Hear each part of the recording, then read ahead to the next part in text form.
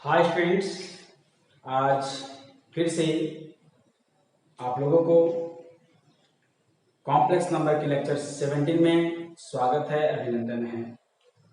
आज हम लोग एक्सरसाइज 11.3 पढ़ेंगे। 11.3 पढ़ेंगे। फिर सवाल आपका होगा सर 11.2 आपने बताया ही नहीं। तो 11.3 कंप्लीट करने के बाद 11.2 बताएंगे, क्योंकि एनसीईआरटी के सिलेबस के अनुसार वो जो एक्सरसाइज है उसको लास्ट में होना चाहिए था। यहाँ भी बुक में है जो उसको लास्ट होना चाहिए। Square root of complex number and cube root of complex number. तो उसको हम लोग इस एक्सरसाइज को खत्म करने के बाद स्टडी करेंगे, डोंट वरी, है ना। दूसरी बात कि आज हम लोग एक्सरसाइज 11.3 का टाइप 1 का क्वेश्चंस करेंगे, हाँ। और इसी में हम लोग को आर्ग्यूमेंट भी निकालना है। तो कल के जो पिछले लेक्चर 16 था वहां तक हमने आर्ग्यूमेंट को क्लियर किया था, अलजेब्रिकली बतलाया था, फॉर्मूला बतलाया था, डायग्राम के हिसाब से बतलाया था उसको कि ग्राफिकली रिप्रेजेंट कैसे किया जाता है। तो सारी बातें मैंने बता चुका हूँ। तो यहाँ लेक्चर 17 समझने के लिए आप पीछे के लेक्चर जो होंगे 14, 15, 16 ये आप अवश्य देख लेंगे, नहीं तो समझ में नहीं आएगा। वीडियो को आप स्किप नहीं करेंगे, स्किप करेंगे तो तकलीफ आपको होगा, डाटा बचेगा आपका, घाटा भी होगा आपका। समझ बात? तो चलिए हम देखते हैं। पहला, find the modulus of the following. Modulus हम लोगों ने सीखा है कि जरा गौर करेंगे। जैसे ही क्वेश्चन आने का तरीका होता है, जैसे कोई क्वेश्चन पूछा जाता है तो आप उसके लास्ट आंसर पे चले जाइए कि इसका लाता कैसे फॉर्मूला। तो मान लें कि यदि z equal to a plus i b का रूट है कोई, तो मोड ऑफ z हम लोग यही ना मॉडुलस निकालते, कैसे निकालते हैं, a का स्क्वायर प्लस b का स्क्वायर, ये हम लोगों ने सीखा है।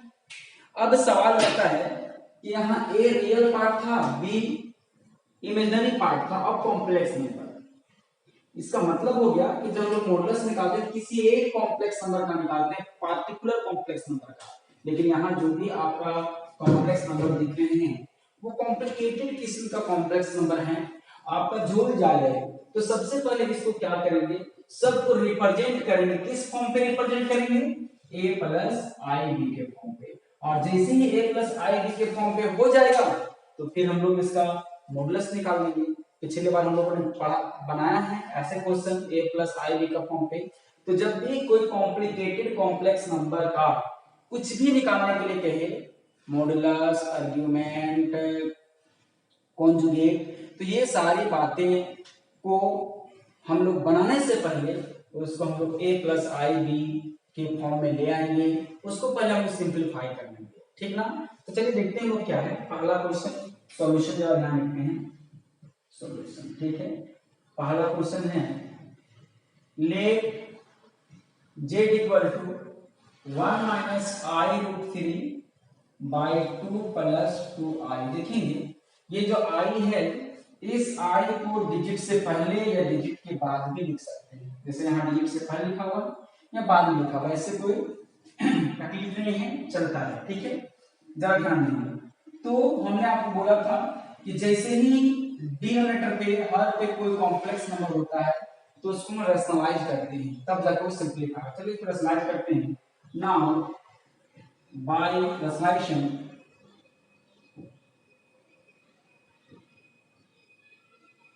या रैशनलाइजिंग क्या मिलेगा, z equal to 1 minus i root 3 by 2 plus 2i।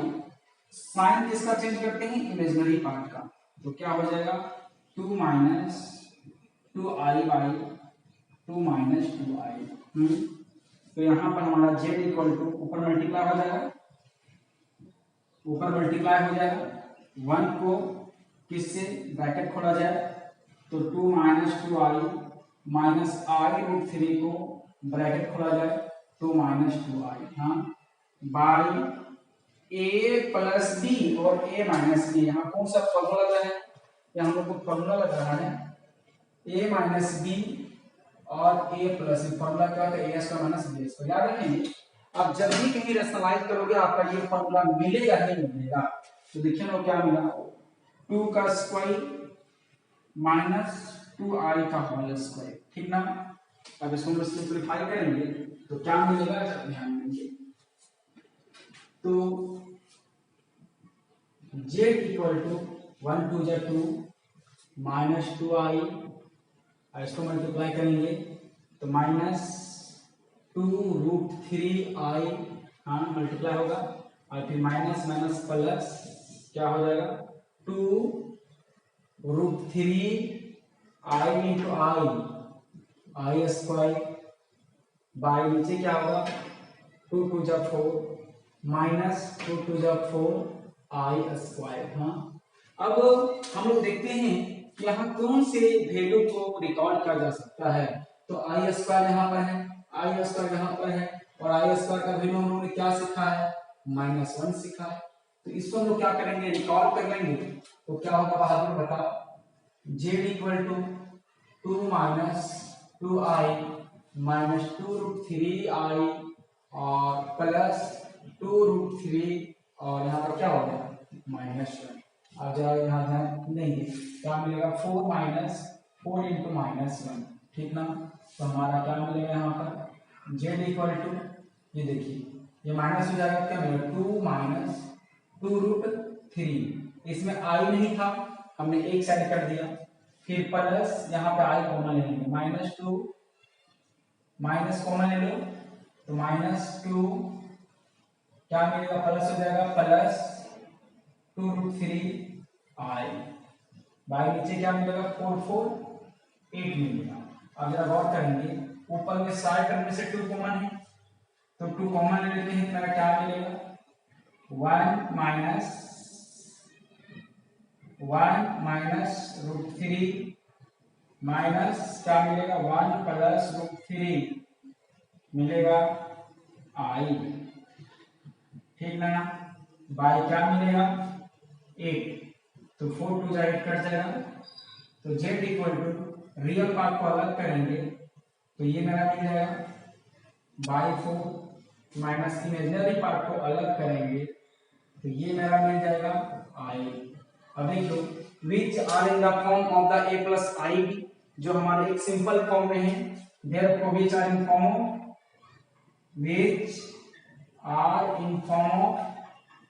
Of a plus i b।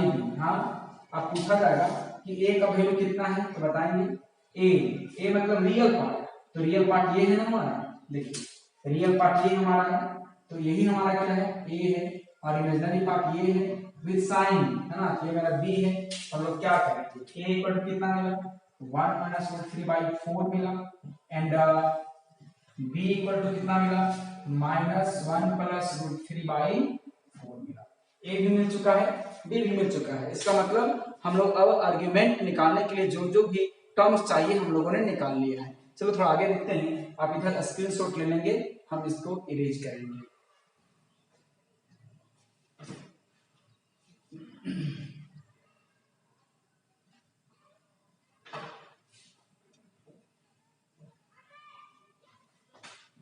Now modulus of complex number z is क्या मिलेगा, मॉड ऑफ z होगा, और क्या होगा अंडर रूट, बोलो a का स्क्वायर प्लस b का स्क्वायर, a ना, और इसी मॉडुलस को हम लोग z को r भी लिखते हैं, हम लोग याद करें। अब बताइए a का वैल्यू कितना है 1 माइनस √3/4 का होल स्क्वायर प्लस -1 प्लस √3/4 का पूरा का होल स्क्वायर। अब इसको सावधानी से सॉल्व करेंगे, जरा गौर करेंगे, मोड ऑफ z मेरा मिला, हाँ यहाँ 1 माइनस √3 का होल स्क्वायर बाई 4 का होल स्क्वायर अलग अलग कर दी, प्लस ये चूंकि माइनस का स्क्वायर क्या हो जाएगा प्लस हो, देखिए ये माइनस है, इसको खत्म हो जाएगा किसके अनुसार, प्लस हो जाएगा, माइनस का स्क्वायर क्या होता है प्लस होता है, और अंदर वाला जो टर्म है ये बच गया, स्क्वायर हो गया बाई 4 का होल स्क्वायर। हाँ ये तो डायरेक्टली हम इसको 16 भी कर सकते हैं इसको। हाँ अब जरा ध्यान देंगे,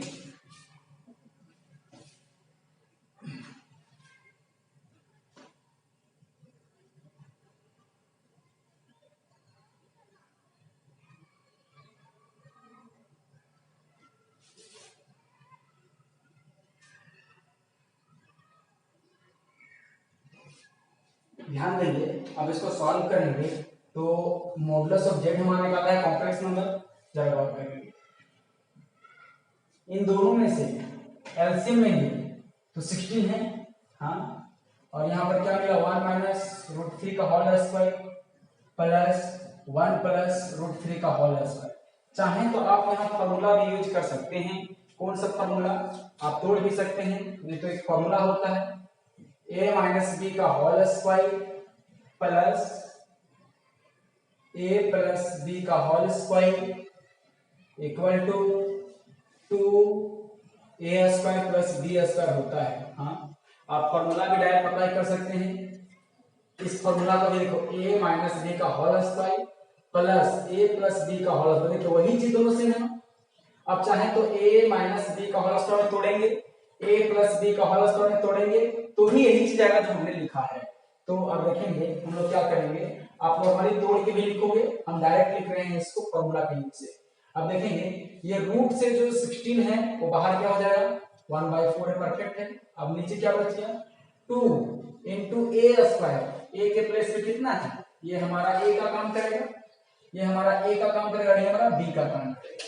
तो बताइए a का वैल्यू कितना है 1 का स्क्वायर, b का वैल्यू कितना है रूट 3 का स्क्वायर, यही ना।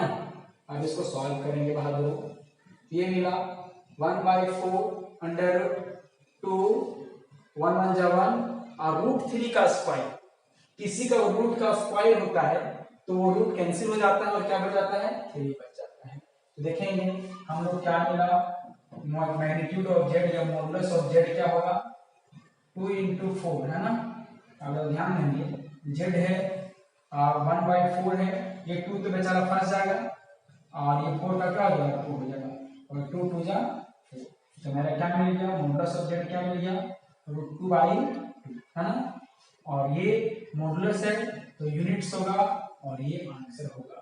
तो हम लोग का मेन मुद्दा था कि जो भी कॉम्प्लेक्स नंबर दिया हुआ रहेगा उसको पहले सिंपलीफाई करेंगे, छोटा रूप करेंगे, छोटा सा नन्हा सा प्यारा सा रूप लेंगे, उसके बाद उसको फॉर्मूला में मॉडुलस का फॉर्मूला में तोड़ देंगे। तो इसको भी पहले हम लोग क्या करेंगे सिंपलीफाई करेंगे, 2 + i/4 i इसको तोड़ेंगे और तोड़ने के बाद इसको हम सॉल्व करेंगे, सॉल्व करने नीचे कॉम्प्लेक्स नंबर बचेगा, इसको हम लोग क्या करेंगे रैशनलाइज कर देंगे, रैशनलाइज करने के बाद इसी प्रकार से कॉम्प्लेक्स नंबर आएगा, इस प्रकार से कॉम्प्लेक्स नंबर आएगा, कॉम्प्लेक्स नंबर आएगा फिर मॉडुलस निकाल लेंगे।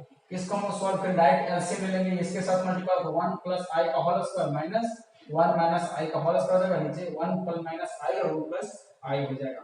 तो इस तीनों क्वेश्चन को आप पहले सॉल्व कर लोगे, सॉल्व करने के बाद आप एक छोटा सा कॉम्प्लेक्स नंबर मिलेगा, standard form of the complex मिलेगा, कॉम्प्लेक्स नंबर मिलेगा, a + i भी मिलेगा, वहां से रियल पार्ट हो जाएगा, इमेजिनरी पार्ट हो जाएगा, फॉर्मूला मॉडुलस लगा देंगे। Is it clear? I hope that कि आपको समझ में आया होगा फंडामेंटल क्या है ये भी समझ में आ गया होगा। ठीक, इसका आप स्क्रीनशॉट ले लें।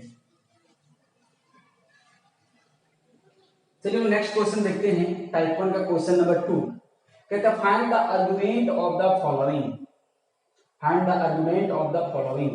आर्गुमेंट निकालने से पहला क्वेश्चन है -√3 - i, दूसरा क्वेश्चन है 1 + i/1 - √3i। मैं इस क्वेश्चन को इसीलिए छोड़ दिया क्योंकि यहाँ क्वेश्चन नंबर 3 में भी आर्गुमेंट निकालना है, तो मैं क्वेश्चन नंबर 3 बताऊंगा तो 2 ऑटोमेटिक बन जाएगा। तो क्या कहता है find modulus and argument of following complex number, इसमें मॉडुलस भी निकालना है और आर्गुमेंट भी निकालना है। तो आई होप दैट ये भी क्वेश्चन बन जाएगा। ठीक है, पिछले हम लोगों ने आर्गुमेंट निकाल मॉडुलस निकालना सीखा, अब हम लोग आर्गुमेंट निकालना सीखेंगे। तो यहाँ पर मैं 2 क्वेश्चन को बनाऊंगा, एक क्वेश्चन पहला और एक क्वेश्चन तीसरा। ठीक है, ये थोड़ा सा लफड़ा है, z = सिंपल क्वेश्चन दिया गया है, इसको मैं आर्गुमेंट निकालूंगा और मॉडुलस निकालूंगा, और दूसरा एक जो थोड़ा सा टफ क्वेश्चन है 1 + i whole to the power 30 by upon 1 minus I whole to the power 7। तो ये 2 क्वेश्चन बनाऊंगा, इसी 2 क्वेश्चन से आपका सारा का सारा कॉन्सेप्ट क्लियर हो जाएगा। ठीक है, चलिए देखते हैं हम लोग क्या है पहला का। चलिए हम लोग पहला देखते हैं। पहला given complex number z equal to क्या दिया गया है -1 - i√3। हाँ, सबसे पहले इसका हम लोग डायग्रामेटिकली समझते हैं तो क्या होगा, यदि यहाँ पर एक कोई पॉइंट होगा, यदि इसको पॉइंट के बारे में लिखें तो ये क्या होगा -1 और -√3 होगा, ऐसा ही नहीं होगा, ये पॉइंट तो होगा हमारा। तो चलिए इसको हम डायग्राम में बनाते हैं। तो डायग्राम बनेगा तो क्या बनेगा, तो ध्यान देंगे।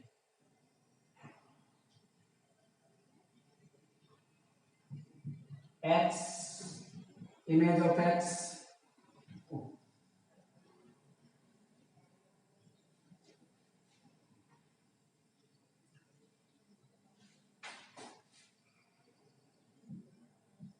x image of x, y image of y, ये हमारा क्या है, रियल एक्सिस है, हाँ, और ये हमारा क्या है, इमेजिनरी एक्सिस है, इमेजिनरी एक्सिस है, ठीक ना। अब जरा गौर करेंगे, ध्यान देंगे कि हमारा जो ये नंबर है -1 थर्ड क्वाड्रेंट में जाएगा, क्योंकि फर्स्ट क्वाड्रेंट प्लस प्लस होता है, फर्स्ट क्वाड्रेंट में क्या होता है, प्लस प्लस होता है, हाँ, सेकेंड में क्या होता है, माइनस प्लस होता है, और थर्ड में क्या होता है, माइनस माइनस होता है, फोर्थ में क्या होता है, प्लस माइनस होता है। तो इन साइन टेबल देखें तो x का वैल्यू माइनस में है और y का वैल्यू माइनस में है, तो इसका मतलब थर्ड क्वाड्रेंट में आएगा। तो थर्ड क्वाड्रेंट को डायग्राम कर लेते हैं, देखिए x का वैल्यू 1, देखिए यहाँ पर क्या होगा, 1 मैंने लिया, 2 लिया, यहाँ पर क्या आएगा, -1 -2 होगा, इधर क्या होगा, 1 मैंने लिया, यहाँ पर मैंने क्या लिया, -1 -2 ऐसा लिया। अब देखेंगे √3 का वैल्यू जो होता है, √3 का जो वैल्यू होता है बहादुरी 1.73 के लगभग आता है ना। तो चलिए इसको डायग्राम लेते हैं। x का वैल्यू क्या है, -1, ये वाला वैल्यू आएगा, हाँ, ये वाला आएगा, ठीक। और y का वैल्यू जो है 1.73 -1.73, तो 1.73 इससे थोड़ा सा आगे जाएगा, हाँ, तो ये वाला पॉइंट आएगा, ये पॉइंट आएगा, पॉइंट पी जेड मैंने माना इक्वल टू क्या मिला, -1 -i√3, ठीक ना। अब इसको हम लोग ज्वाइन करेंगे, हाँ, ठीक है, पीओ। तो एक्चुअली मॉडुलस निकालने का मतलब लोग क्या निकाल रहे हैं, मॉडुलस क्या निकाल रहे हैं, हम लोग को समझने की बात है। ये डिस्टेंस निकलेगा, मतलब ओपी का जो डिस्टेंस निकलेगा वो मेरा क्या होगा, मॉडुलस होगा। आर्गुमेंट निकालने का मतलब यहां से यहां तक का एंगल निकालना है, यही ना आर्गुमेंट निकलेगा हम लोग को, ठीक है। तो दो बात निकालना हम लोग को है, किस पर का, पहला मॉडुलस निकालना है, मतलब पीओ या ओपी का डिस्टेंस निकालना है, दूसरा ये एंगल निकालना है। यदि ये डिस्टेंस निकालेंगे तो मॉडुलस निकल जाएगा, क्या हो जाएगा, डिस्टेंस हो जाएगा, ओपी हो जाएगा, और आर्गुमेंट क्या हो जाएगा, थीटा हो जाएगा। नहीं, अब आपको समझ आ गया होगा एक्चुअली में मॉडुलस क्या निकालते हैं और आर्गुमेंट क्या निकालते हैं। तो चलिए हम लोग देखते हैं पहले मॉडुलस के लिए। सिंस z इक्वल टू क्या दिया गया है, -1 -i√3 है, तो therefore real part a equal to मेरा कितना है, -1, एंड b इक्वल टू क्या है, -√3। देयरफॉर मॉडुलस डायग्राम जाएंगे तो क्या मिलेगा, ओपी, और इसमें ऐसे लिखते हैं, यही हम लोग का मोड ऑफ जेड निकलता है। फॉर्मूला क्या होता है, √a² प्लस b²। तो देखिए हम लोग का जो मॉडुलस निकल रहा है वो मेरा क्या निकलेगा, √-1 का स्क्वायर प्लस -√3 का होल स्क्वायर, a² एक होल -1, b² -√3 का होल स्क्वायर इक्वल टू क्या मिलेगा, 1 का स्क्वायर 1 और 3 √3 का स्क्वायर 3, माइनस का स्क्वायर प्लस और माइनस का स्क्वायर प्लस, तो ये मेरा क्या मिल गया, 4 मिला। तो मॉडुलस ऑफ जेड हमारा क्या मिल गया, 2 यूनिट्स मिला। ये हमारा क्या कह सकते हैं कि ये हमारा लेंथ है, ये लेंथ है ना, तो लेंथ में हम लोग नेगेटिव नहीं लेंगे, तो रूट में तो प्लस माइनस होता है, लेकिन लेंथ है इसलिए हम नेगेटिव नहीं लेंगे। इज इट क्लियर, मतलब हमने जो मॉडुलस निकाला वो क्या निकाला, ये कॉम्प्लेक्स नंबर जहां भी लाई कर रहा होगा उस लाइन पॉइंट से लेकर ओरिजिन के बीच की जो डिस्टेंस होगी उस डिस्टेंस को हम लोग मॉडुलस निकालेंगे, वो चीज हम लोग निकाल रहे हैं, या डायग्राम में समझेंगे, प्रैक्टिकल रूप में समझेंगे तो ये लेंथ को हम लोग निकाल रहे हैं, ठीक ना। अब हम लोग आते हैं मॉडुलस, चलिए मॉडुलस पे आते हैं, जब बात करेंगे, ध्यान देंगे, इधर मैं मिटा दे रहा हूं।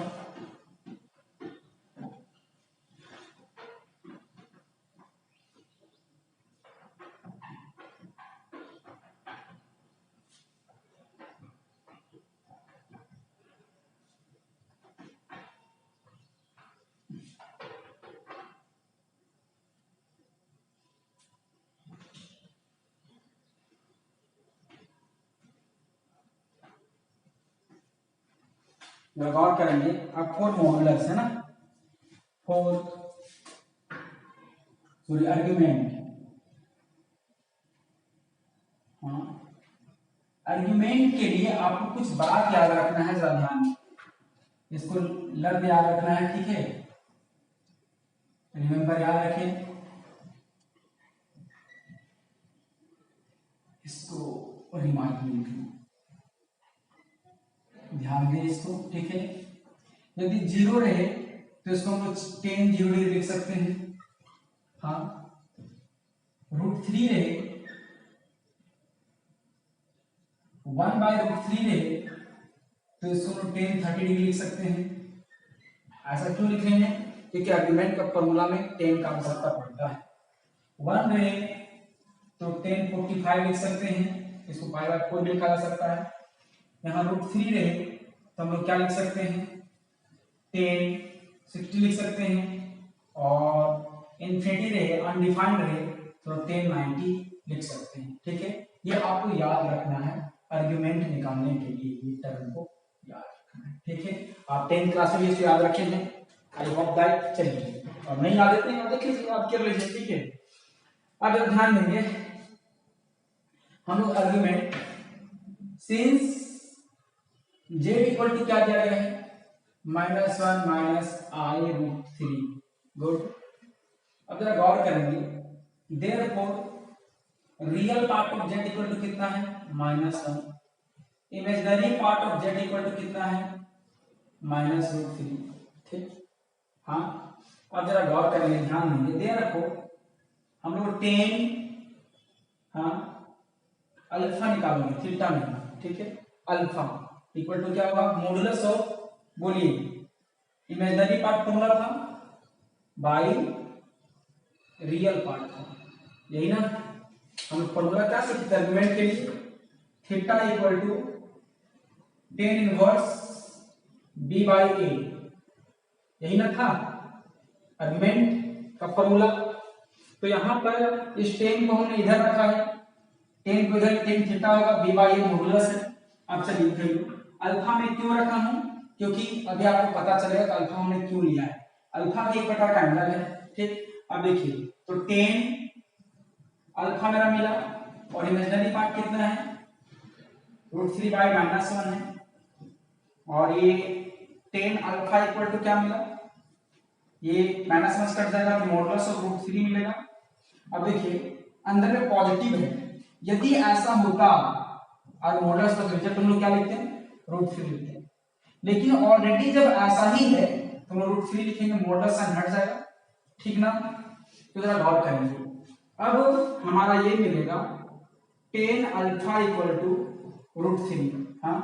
अब जरा गौर करेंगे, ये √3 कहीं वैल्यू है ना, कितना है √3 का वैल्यू कितना होता है, 1060, हाँ।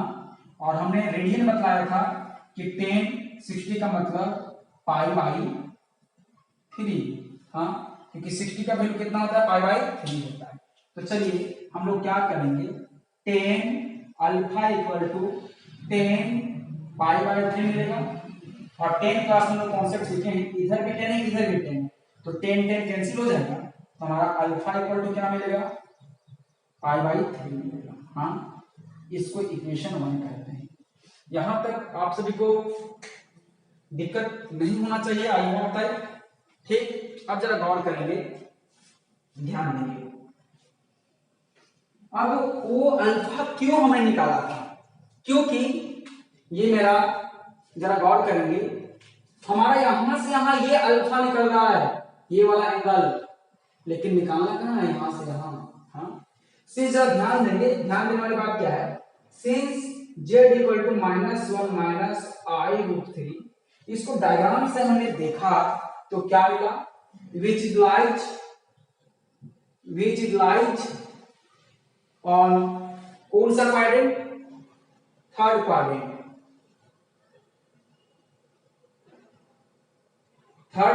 क्वाड्रेंट, में लाई कर रहा है, तीसरी चतुर्थांश में लाई कर रहा है। और बता दें कि जब हम तीसरी चतुर्थांश में आए थे तो हम लोग आर्गुमेंट क्या बोलते हैं, यहाँ पर थीटा होता है और यहाँ पर क्या होता है, pi minus theta second quadrant में, और थर्ड क्वाड्रेंट में आर्गुमेंट क्या होता है, पाई प्लस थीटा, और 4 क्वाड्रेंट में क्या होता है 2 पाई माइनस थीटा अल्फा। तो देखिए हम लोग यहाँ पर आर्गुमेंट क्या सीखे थे हम लोग फर्स्ट क्वाड्रेंट में थीटा, सेकंड में पाई माइनस अल्फा, थर्ड में पाई प्लस अल्फा, 4 में पाई 2 पाई माइनस अल्फा। ये चीज हम लोग सीखे थे ना क्वाड्रेंट, ये ना सीखे थे आर्गुमेंट, ये हम लोग सीखे थे आर्गुमेंट इन क्वाड्रेंट।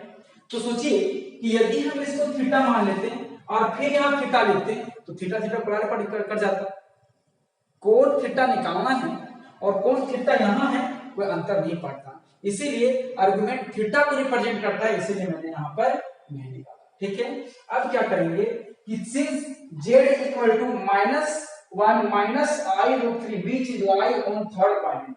अब पता चला कि बंदा कहाँ का रहने वाला है, थर्ड क्वाड्रेंट का रहने वाला है, और यदि वो थर्ड क्वाड्रेंट का रहने वाला है बहादुर, ठीक, तो इसका आर्गुमेंट भी कैसे निकलेगा, थर्ड क्वाड्रेंट के हिसाब से निकलेगा, और थर्ड क्वाड्रेंट में क्या होता है पाई प्लस अल्फा होता है। तो चलिए देयरफॉर हम लोग कहेंगे therefore argument of given complex number, ठीक है, complex number in third quadrant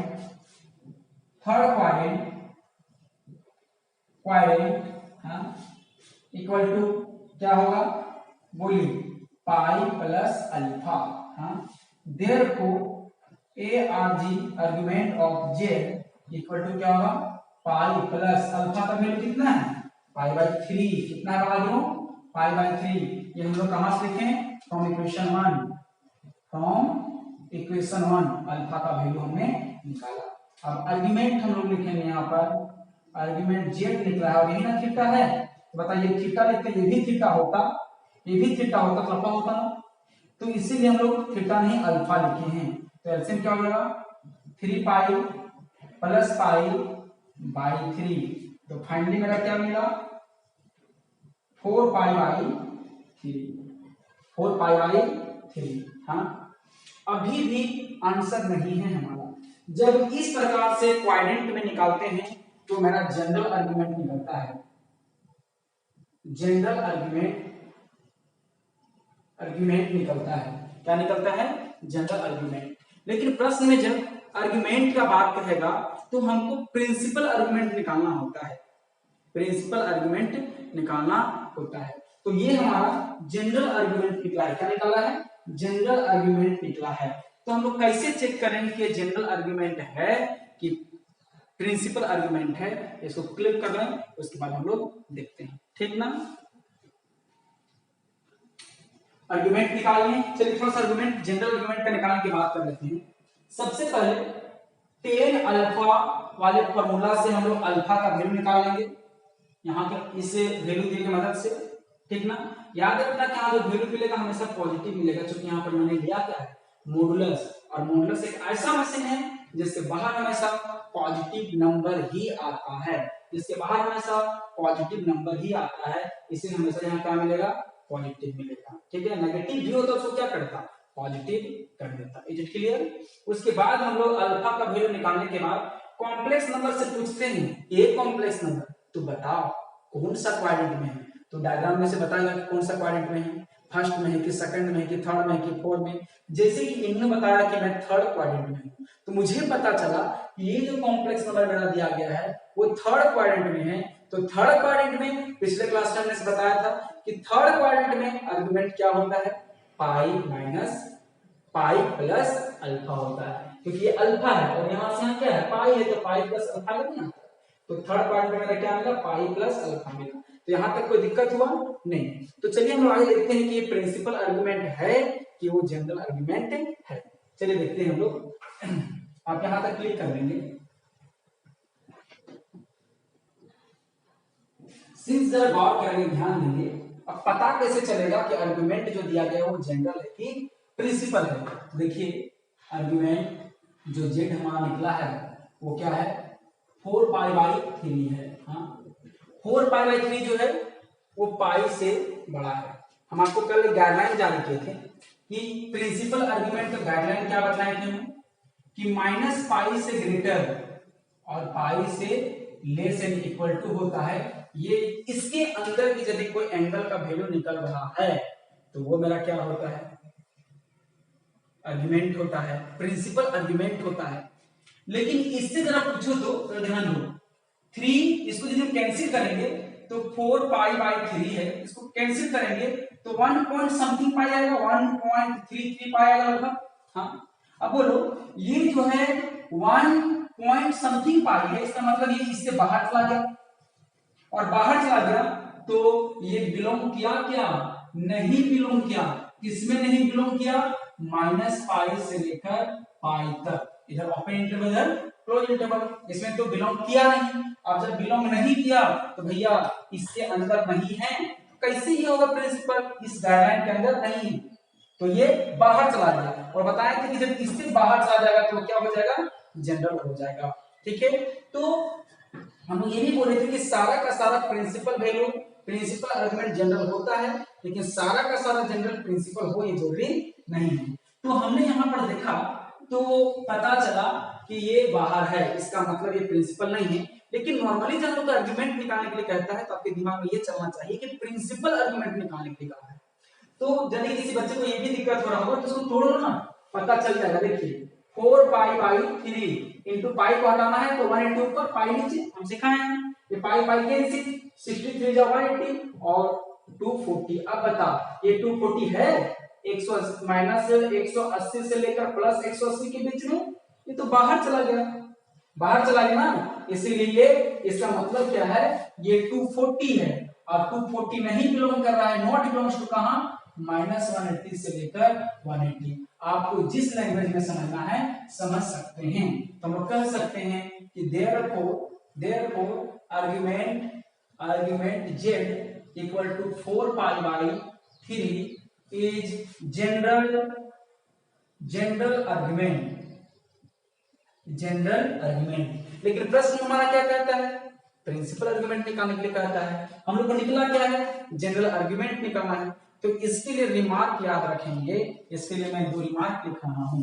remark 1, हाँ remark 1, if argument of Z greater than pi, मतलब 180 से ज्यादा हो, 180 से ज्यादा हो, देन we subtract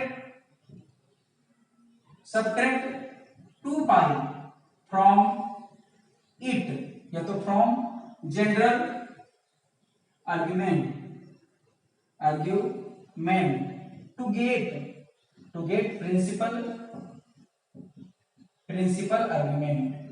हाँ, यदि आपका जो आर्ग्यूमेंट है वो आर्ग्यूमेंट यदि 180 से ग्रेटर है तो आपको उसको 2 पाई उसमें से घटा देना है, 2 पाई उसमें से आपको घटा देना है। और दूसरा, यदि ये तो अपर लिमिट से ज्यादा है, यदि लोअर लिमिट से कम होता, if argument Z less than किससे, -पाई से, देन -पाई मतलब -180 बाहर हो गया ये, then we add 2 pi from general argument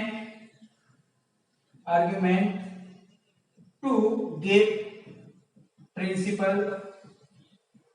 principal argument.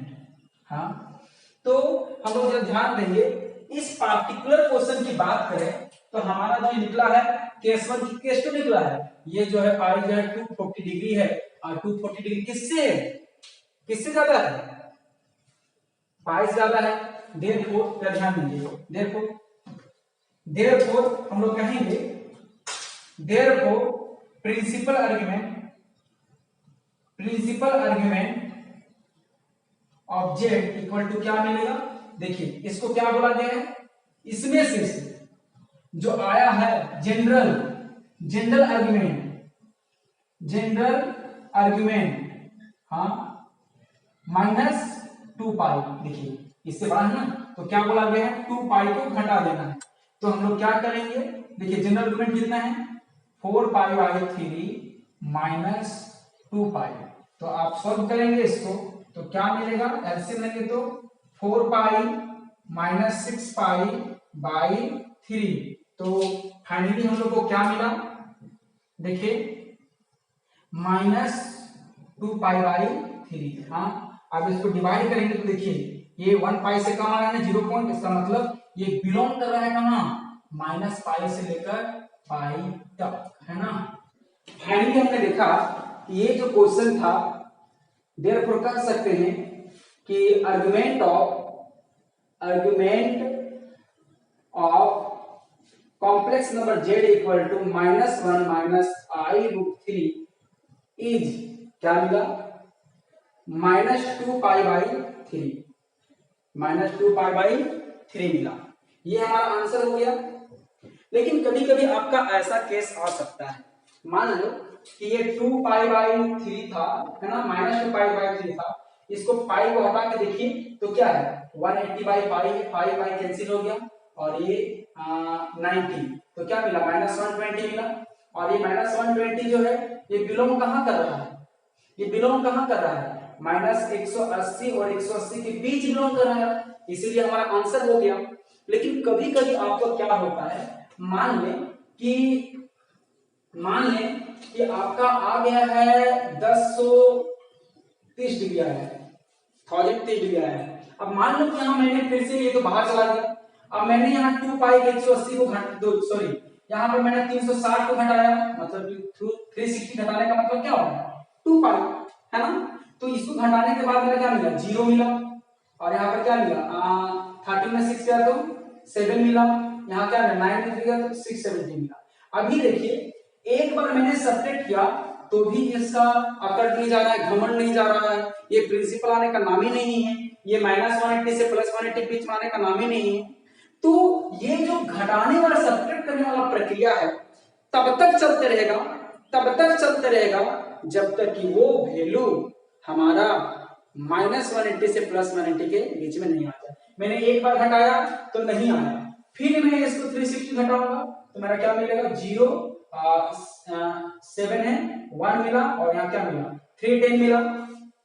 फिर इसका अकड़ नहीं गया है, फिर ये नहीं आ रहा है, फिर इसको सब्ट्रैक्ट करेंगे 360 तो मेरा क्या मिलेगा -50 डिग्री आएगा। अब इसका अकड़ सामने आया है और -180 से 180 के बीच आया है। तो मेरा कहने का मतलब था कि यदि आप किसी भी जनरल जो आर्गुमेंट होता है उसको आप एक ही बार घटाएं और आपका प्रिंसिपल पहुंच जाए, ये जरूरी नहीं होता है, कुछ बहुत ज्यादा आता है। तो वैसी स्थिति में हम लोग तब तक 2 पाई घटाते रहते हैं जब तक कि आपका -180 से +180 के बीच में नहीं आ जाता है, -पाई से लेकर +पाई के इंटरवल पे नहीं आ जाता है। तो आपको यदि प्रॉब्लम होगा तो आप उसको पाई को हटा दें, पाई को हटाने का नियम 180 बाई पाई, और उसको देखें कि डिग्री में चेंज करके देखें और ऐसा आपको आसान होगा बनाना। तो आई होप कि आपको समझ आया होगा और आप ट्राई करोगे। और नेक्स्ट का कुछ क्वेश्चन जो है हम लोग नेक्स्ट लेक्चर पे चर्चा करेंगे। धन्यवाद।